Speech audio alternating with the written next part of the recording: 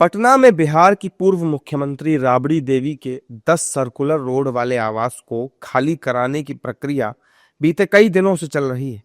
गुरुवार देर रात भी एक पिकअप वैन में परिसर से पौधे और घर का सामान शिफ्ट करते हुए देखा गया। अनुमान है कि सामान धीरे धीरे आरजेडी सुप्रीमो लालू प्रसाद यादव के महुआ बाग इलाके में बन रहे घर में शिफ्ट किया जा रहा है।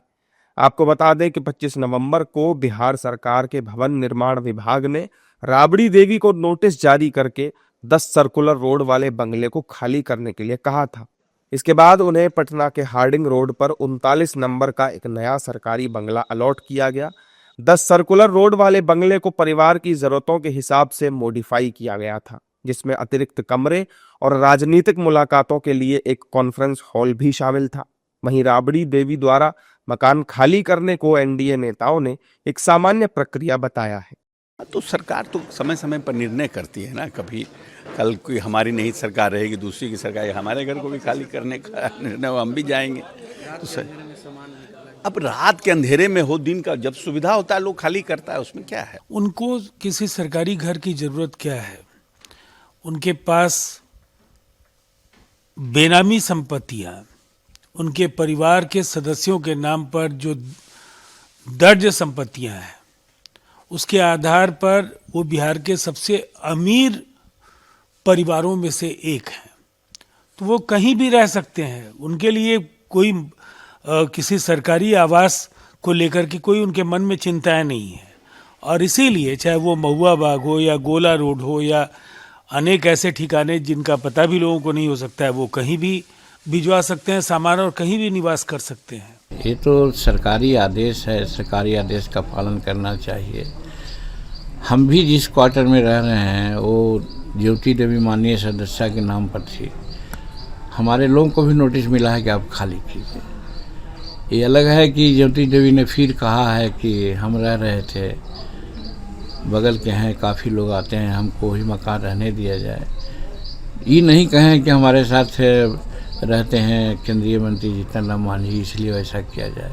लेकिन एक आधार मान कर उन्होंने मांग की है, तो उसी प्रकार से राबड़ी देवी जी भी कह रही होंगी, लालू जी भी कह रहे होंगे या तेजस्वी जी भी कह रहे होंगे। तो इस पर सरकारी स्तर पर निर्णय लिया जाना चाहिए है। वहीं विपक्ष ने राबड़ी देवी के मकान खाली करने को लेकर बीजेपी पर निशाना साधा। विपक्षी दलों के नेताओं ने कहा कि बीजेपी जानबूझकर ये सब कर रही है।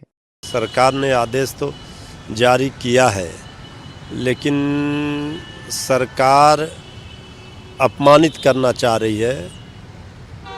अविभाजित बिहार के माननीय मुख्यमंत्री रही हैं आदरणीय श्रीमती राबड़ी देवी जी, विधान परिषद में विपक्ष की नेता हैं।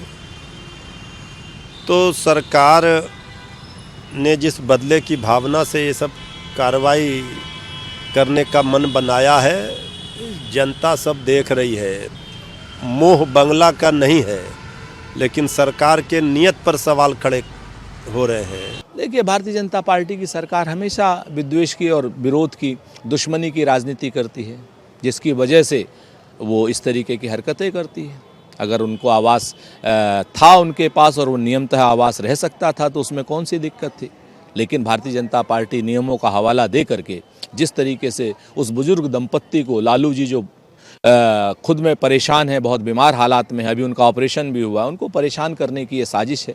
विपक्ष को दुश्मनी के भाव से देखना भारतीय जनता पार्टी की नीति है और इसी नीति से वो लोकतंत्र को और संविधान को कमजोर करना चाहती है। देर रात राबड़ी देवी के 10 सर्कुलर रोड स्थित सरकारी आवास पर हलचल देखी गई थी।